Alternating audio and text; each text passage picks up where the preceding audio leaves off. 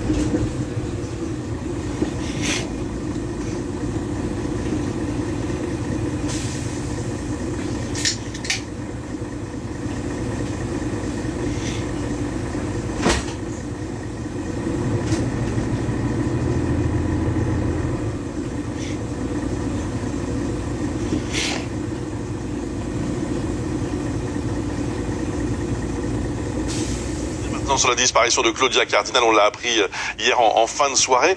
Candice, on disait que c'était la plus française des actrices italiennes, actrice mythique, qui ne s'est jamais prise au sérieux. Non, en fait, c'est ça qui m'intéresse de vous raconter de Claudia Cardinal ce matin. Évidemment, ce qui frappe, c'est cette beauté, bien évidemment, mais pas une beauté fatale, froide. Ce qui frappe chez Claudia Cardinal, vous savez, ce sont ses yeux de biche, ses yeux rieurs, ses yeux pleins de...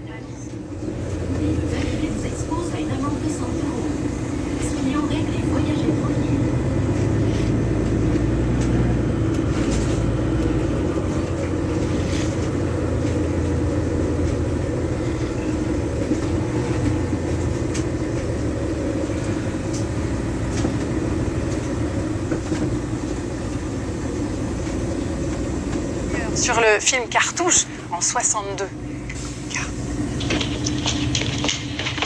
Et maintenant, mon or, où est-il?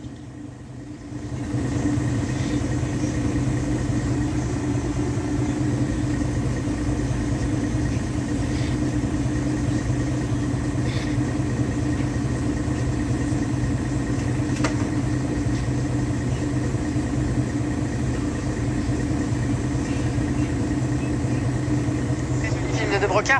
Donc avec ces deux-là, en vrai, le chahut, il était autant derrière que devant la caméra. Elle va rester d'ailleurs très proche de Jean-Paul Belmondo jusqu'à la fin. Et de long aussi. Alors là, avec lui, c'est encore autre chose. Dans Le Guépard de Visconti, ils sont entrés très jeunes ensemble dans l'histoire du cinéma. Ils sont devenus le couple iconique de cet âge d'or. Et forcément, eh bien, ça rapproche. Alors, ils ont tissé un lien indéfectible.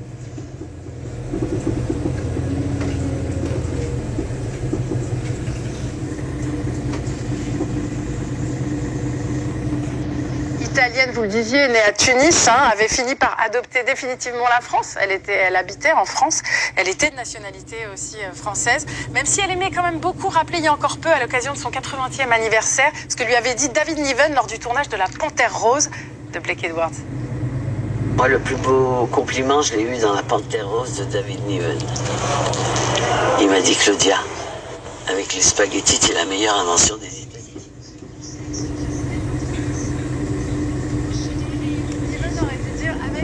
Western spaghetti, vous savez, celui du maître du genre de Sergio Leone, évidemment, qui lui a donné l'un de ses plus beaux rôles dans Il était une fois dans l'Ouest, sur la musique de Morricone. C'est quand même très rare, dans l'histoire du western, une femme comme ça au centre. Encore une fois, dans ce film, dans un monde de bonhommes, elle prouve que c'est elle qu'on a le plus. Voilà. J'avais envie de la laisser partir sur ce plan de fin, qui est sans doute l'un des plans les plus bouleversants de l'histoire du cinéma. On écoute juste quelques notes.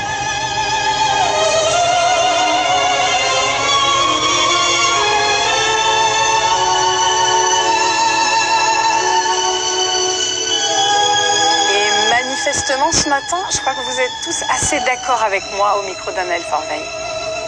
Et un sexe symbole, un peu comme Brigitte Bardot. J'en étais fan, c'est vraiment quelqu'un de... C'est grandiose. C'est une actrice que je connaissais bien, en particulier pour son rôle, dans le rôle féminin de « Il était une fois dans l'Ouest », où elle est magnifique. Pour moi, l'image de Claudia Cardinal, c'est d'abord celle-là. On est d'accord. Non, mais la filmographie incroyable, oui, parce que Rocco et ses frères, oui, 8 et demi de Fellini, La Panthère Rose, oui. Absolument. Oui. Donc, bon, c'est vraiment une immense actrice qui disparaît.